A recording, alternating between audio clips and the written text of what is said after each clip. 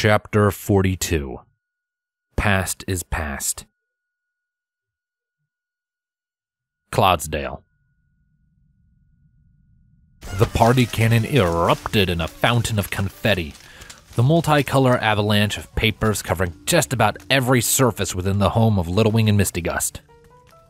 The two mares in question sitting on the sofa as every pony gave a cheer. Except for Little Wing and Misty Gust themselves, anyway, who just gave the stupidly grinning pink mare a deadpan expression. I hope you're cleaning that up, Misty Gust protested. Pinkie Pie gave a snort of dismissal. I'll do it after the party. Enjoy yourselves. It's not every day you have a baby. Pinkie exclaimed, gesturing to Little Wing's slightly enlarged belly. Little Wing flushed. I've still got months yet. Yeah, but now you're showing, the foal will probably start kicking, and that means he's awake and aware, which means they must be so bored just sitting and doing nothing. And then I thought, the foal would probably love a party, and so what better way than to have the foal's first party than a baby shower? Another firing of the confetti cannon, and much more mess to clean up. Still, the couple couldn't hide their small smiles as everybody else just laughed at the pink party maniac's antics. And their home had never been so filled. The moment the foal had started showing and given its first kicks, Rainbow Dash had gone and told all her friends in her excitement and happiness for her little sister, which, as the said pink party maniac had just explained, inspired her to invite every pony over to their house for a baby shower. And every pony means every pony. Or close enough, anyway. Little Wing's parents were there, as were Misty Gust's, standing together behind the sofa with tearfully proud expressions on their faces. Rainbow Dash and Scootaloo were in attendance, as were all of Rainbow Dash's closest friends. Fluttershy, Rarity, Applejack, and of course the unmistakable presence of Princess Twilight, who was doing her very best to not impale the roof with her long, spiky horn. Scootaloo, on her part, had also invited her fellow Cutie Mark Crusaders. Little Wing wasn't really all that acquainted with Sweetie Belle and Apple Bloom, far less so than the Element Bearers, but Scootaloo had assured them that they still wanted to wish their friend's kindest sister their best. Scootaloo had added that they may have also been enticed by the word party in particular, but still. Oh, and the Wonderbolts were also there. Of course, Soaring would come, given his relationship with Rainbow Dash, and the stallion had Skydancer standing on her hind hooves on his back with her forehooves resting on top of his head, giving all the new faces an adorably cheery smile. But Captain Spitfire was also there, and Little Wing was a little embarrassed at having her superior officer attend, but the fiery-maned Pegasus had assured the youngest Thunderbolt that she was there strictly as a friend.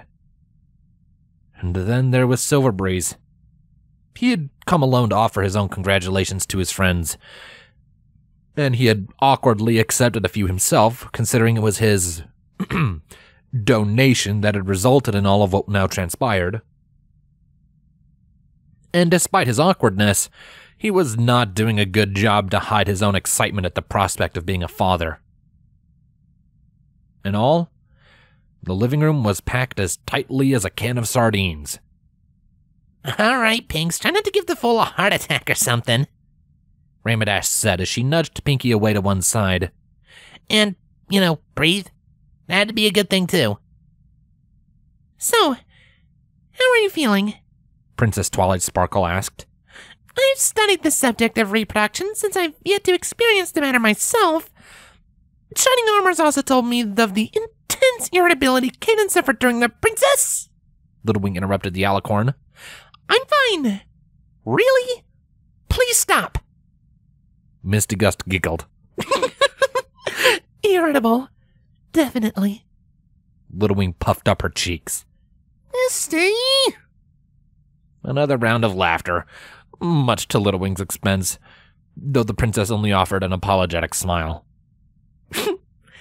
I'm sorry, Little Wing. I didn't mean to embarrass you, she said honestly, though with an amused glint in her eyes that she failed to hide.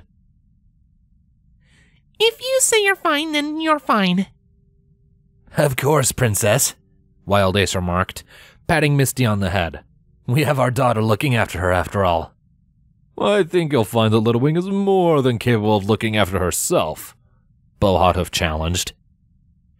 Misty and Little Wing both groaned, bemused by the competitiveness of their respective parents. Are we gonna get to the presents or what? Pinky suddenly shouted with an impatient edge. Bah! Skydancer babbled in agreement. If Sky says so, then we do it, Little Wing remarked, snickering at the chosen word. Or does anybody want to embarrass us more? Well, we could get out the full pictures, Violet Rain mused with a predatory glance. Oh, I have the perfect set, Wendy concurred. Nope! Little Wing and Misty Gust declared simultaneously, moving the topic right along to the gifts they'd brought. The group all decided to concede it to the couple and move things along. Besides, there was plenty of time for ribbing them later. So, who wants to go first? Princess Twilight asked. I would, unless somebody else wishes to. Nah, go ahead, Twilight. I mean, we all know it's a book, Rainbow Dash said with a shrug. Wrong, Rainbow Dash. It's 2 books, The princess announced, levitating up said books from a nearby saddlebag. She deposited the books in the hooves of Misty and Little Wing, who looked at the cover titles with an odd mix of both amusement and bemusement. Just a little something I picked up for the fall, plus something to help you with the parenting part. You're welcome. The title of the former was entitled Pink Fluffy Unicorn Dancing on Rainbows, while the latter was Parenting for Dummies. 3 guesses which one gave the respective amusement and bemusement. Rainbow jabbed her little sister on the shoulder, whispering, Don't worry, Squirt. She gave me the same book. Thanks, Princess, Little Wing said, placing the books to one side. The alicorn rolled her eyes. You do need to stop calling me that. To friends, it's just Twilight, and I think we've been through enough recently to count as friends. Well, okay, Twilight. Me next, Scootaloo announced, picking up a wrapped box-shaped item. She hoofed it over to Little Wing, giving them a wide-eyed look of anticipation as her tail wagged, almost like that of a dog. Together, Misty Gust and Little Wing got to work ripping open the paper and unveiling the contents it was hiding. Inside was a blue box decorated with clouds and stylized cartoon versions of each of the current Wonderbolts, a clear plastic covering much of the front and showing the Wonderbolt action figures inside. Little Wing suddenly had a very surreal feeling as she stared at a small, lumpy plastic version of herself. Since you loved the old Bold fixtures when you were a foal, Scootaloo explained. then to show how kick-ass her mother is. Huh? Misty questioned. Hey, I'm betting it'll be a filly. Scootaloo remarked. Literally betting. Me and the others have a pool going. I'm thinking it's gonna be a colt. Applebloom remarked. Betting 10 bits on it. Don't be stupid, it's always a filly. Scootaloo protested. I'm being wise and not losing my bits either way, Sweetie Belle muttered. While the 3 Crusaders bickered over the child's yet-to-be-announced gender, the gifts continued to come. A custom-made crib from Bo and Wendy, a high chair from Wild and Violet. Each of the Element Bearers also gave their own gifts. A stuffed bunny toy from Fluttershy, various baby toys from Rarity, a mini confetti cannon from Pinkie Pie, and a few pieces of rustic-looking full-sized plates and cutlery from Applejack. Applebloom and Sweetie Belle's gifts were extensions of that of their sisters. Even Spitfire had a gift, a warm-looking and completely adorable cotton Wonderbolt outfit to dress the foal up in. Rainbow Dash, Soaring, and Skydancer had gifts from the 3 of them, as Rainbow Dash had announced when their turns came. And, well, they had a few things. And by a few, they had a lot of things. It seemed that Rainbow Dash was going to be the kind of aunt that spoiled her niece. Maybe she had taken tips on being an aunt from the princess. But the centerpiece of all the bits they'd brought was the expensive foal carrier, much of their other gifts being held inside it for the time being. Actually, now that Little Wing looked around, it seemed that Bo and Wendy almost looked offended that Rainbow Dash had bought more than them. Oh dear. Little Wing sensed a lot of spoiling from multiple directions in the future. And that just left Silverbreeze. And as all eyes turned towards him, He produced a colorful book decorated with all sorts of Fool-related imagery, and with a simple title written upon it. Happy Times. It's a photo album, Silverbreeze explained. With every pony else getting all this stuff, I was kinda at a loss of getting something that wasn't just a copy. Then I thought, well, this way, you have something to put all the memories you make with the little kid inside, you know?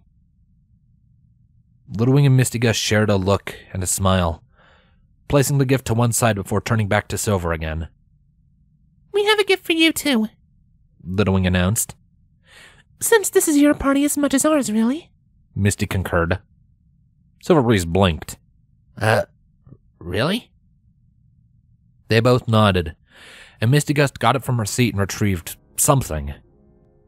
When she returned, she held out a small, silvery object to Silverbreeze. It's a key to the house, Misty explained. So you can come and go whenever you want, and so you can see your child anytime, all without having to knock first. Silverbreeze stared at the key a moment, before then gingerly taking it into his grasp. He choked back a sob, giving a small laugh. Thanks. You're a friend, Silver, Little Wing stated. And now you're practically family, too. It was clear to see Silverbreeze didn't know what to say. One who was once their mortal enemy, their childhood rival, now one of their closest friends, enough so that the couple had entrusted him to father the child they couldn't have naturally on their own. He was probably as close as friends could possibly get without being anything more. And family? Well, he was just glad to finally have a family who gave a damn. From there, a round of applause broke out for the parents-to-be. And then Pinkie Pie called every pony to the buffet table. They weren't even sure where all that food had come from, and were pretty sure it wasn't there when they were dishing out the gifts, but Pinkie had managed it, somehow, and they chose not to question the matter further as they dug into the variety of delightful items the party mare had set out. There was laughter and talk amongst the entire group, further congratulations and gushing about the coming fool, and talk of a more trivial nature. And then Twilight gave a serious look at Little Wing, staring at her from across the room, even as the party continued, Pinkie Pie dishing out punch to any pony who even glanced at the bowl. Little Wing caught her gaze, and how it had suddenly turned solemn. Suddenly, Princess Twilight gave a nod for Little Wing to follow her before exiting out into the hallway. What else was the mare to do but comply? With a slight bit of worry, Little Wing followed the princess into the hallway. The Alicorn was silent a few moments, looking left to right before casting a lavender bubble around them. Bubble of silence, She explained. I'm so sorry to interrupt, but I had to talk to you about this. You deserve to know. Know what? Little Wing questioned, the worry rising. I had a visit from Penumbra a couple days ago, in preparation for this part. She began. Penumbra? Really? Little Wing questioned, shocked. What did she want, and how is she? She's fine. Twilight assured. Still feeling a little guilty, I think. Though she was typically evasive when I probed her about what she's been up to since Canterlot.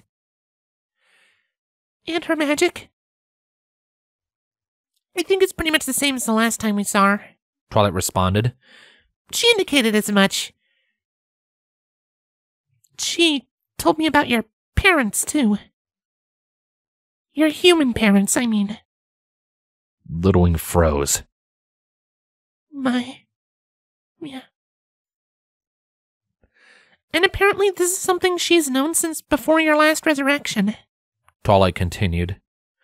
When she first regained the power to look between worlds, which she has yet to regain since. And what about them? Little Wing asked with a small huff. Do I even want to know? I just thought they were out of my life for good. They were terrible people, I know. Twilight said sympathetically. But they were still your parents. You deserve to know what happened to them. I can't make you care or not, but Penumbra also thought you'd like to know. Despite the disdain she held for her birth parents, Little Wing couldn't hide the small ember of curiosity within her eyes. Twilight took that as a sign to continue. Well, apparently they at least had the decency to call an ambulance when they finally found out you'd stopped breathing. Twilight explained. Of course, it was too late. And Penumbra told me that your death led to an investigation. It didn't take much for Little Wing to work out where this was going. So, with no local school having a record of you and other obvious signs, one thing led to another and... Twilight stated. Penumbra told me that your world's authorities arrested them. Charged them with child abuse and manslaughter. So, they got prison time? Yes. And the last Penumbra knew, they were still there. Little Wing let that information sink in a moment. Those people had gotten their just desserts. So, should she have felt happy about it? Victorious? Relieved? Honestly, Little Wing felt nothing. Even the disdain she'd been feeling a moment before had melted away, and she held no emotion towards the thought of them. Thank you for telling me, Twilight, Little Wing said sincerely. Is that all? Twilight studied her for a moment, but then released the bubble of silence with a nod. Little Wing thanked the alicorn again before returning to the living room. What did the princess want? Misty asked her wife as she returned. Oh, nothing important, Little Wing replied as she wrapped a wing around Misty, smiling a little as she felt the slightest kick from the foal she carried. Everything important is right here. And that's all that matters.